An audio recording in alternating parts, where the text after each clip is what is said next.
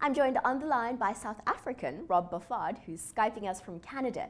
He's the writer of TRACER, his first novel, and it is fantastic. It explores a fascinating world where Earth as we know it has been wrecked by nuclear war, and the entire human race, millions of us, are circling Earth on a space station called Outer Earth. Rob, am I getting this right? That is correct. So far, so good. Now, this is such a fascinating premise. Tell us, how did you come up with it? Well, it's first of all, for sci-fi authors, it's always fun to work with a destroyed world post-apocalypse because the stakes are automatically very high. But I was less interested in you know the ruined Earth and more interested in what was happening in this tiny little metal ring orbiting the Earth, which there was no escape from. And once I started thinking about what it would be like to live there, it was a very short jump to going, well, you know, there are some interesting stories I could tell, including the stories of the couriers who take packages and messages across the space station. And once I got that, yeah, it was a lot of fun to write the book. In fact, the entire story centers around one courier, one tracer called Riley, who, without giving away too much, ends up really being the heroine of the story. Now, Riley is an extraordinary person who can get herself out of extraordinary situations. And in chatting to a few people who are very, I suppose, good and involved in parkour, they tell me that the moves that Riley undertook are actually quite possible. Tell us about the research that went into writing this book. Well, you know how they say that authors bleed for their writing? Well, I quite literally bled for mine. I did parkour for quite a while, not very successfully. And I think the part where I decided that this was not going to really be a full-time thing was when I chin planted into the edge of a brick wall at high speed while I was doing some running at Wits.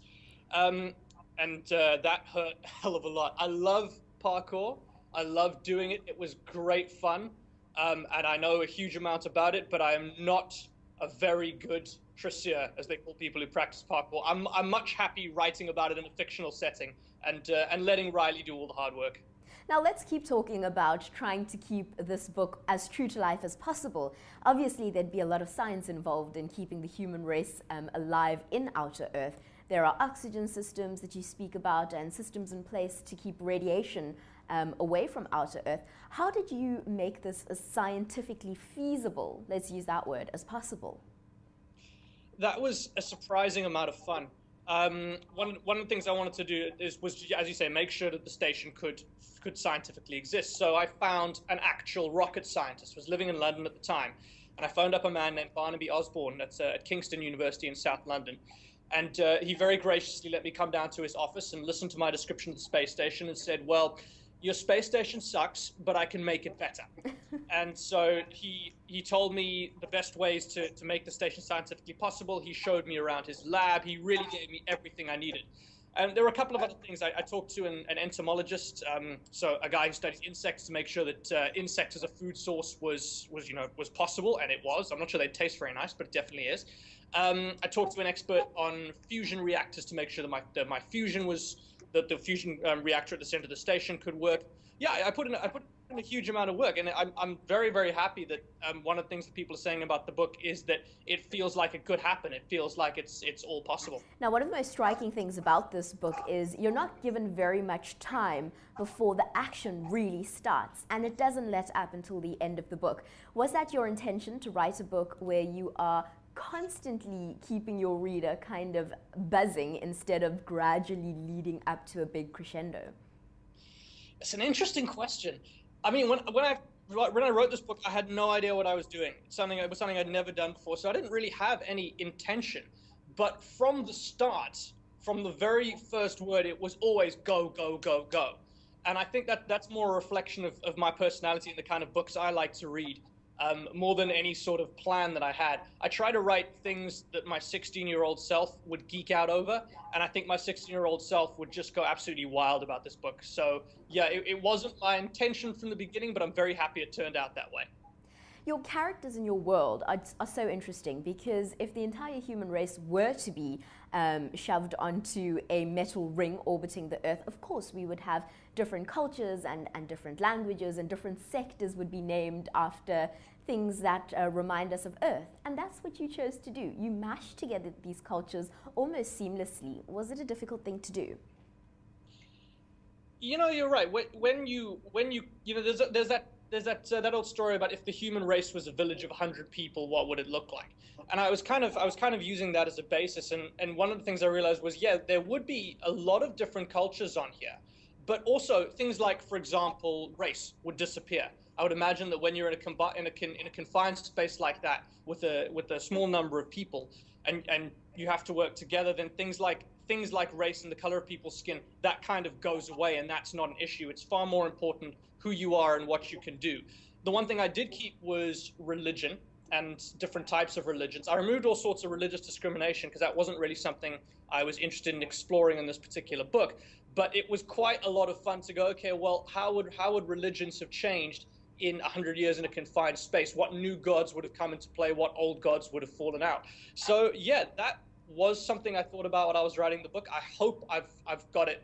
I hope I've got it right. But yeah, it was a lot of fun to put together. Rob, tell us a bit about the reception that the book's been receiving. What feedback have you gotten? The feedback has generally been extremely positive. You know, I'm a debut author. Nobody knows who the hell I am, but I've had people raving about the book. Some of the reviews on Goodreads and Amazon have just been 5 stars all over the place, which has been fantastic. I recently got my first round of sales figures back from my publisher, Orbit. My response there was, they are good. I like them, but they could be a lot better. And Orbit's response is, you're a new author, be cool, you've got more books coming out, and your fan base will just continue to grow and grow. So I'm extremely happy with the response so far, and I think it's only going to get better. Well, I'm extremely excited that this isn't the end of this storyline, because of course you have a new book coming out, and I'm very excited for that. Tell us a little bit about what we can expect. Oh, in the second book, and how to do this without dropping too many spoilers. I think it's fairly safe to say that, you know, Riley makes it through to the second and third books. In the second book, she has joined the station's law enforcement corps.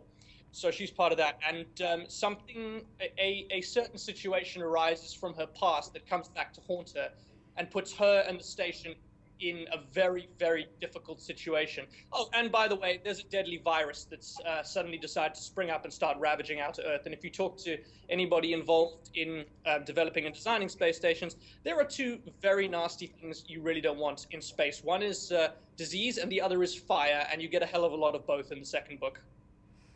I cannot wait. Rob, if our viewers want to interact with you via social networks, if they have questions about the characters, if they want a little insight into what goes on during the writing process, how can they get in touch with you? I'm a total Twitter addict, at Rob Boffard. I'm always on there, always happy to answer questions, and you can always go to my website, which is robboffard.com. Rob, thank you so much for speaking to us today. Thank you for talking to me. It was a pleasure.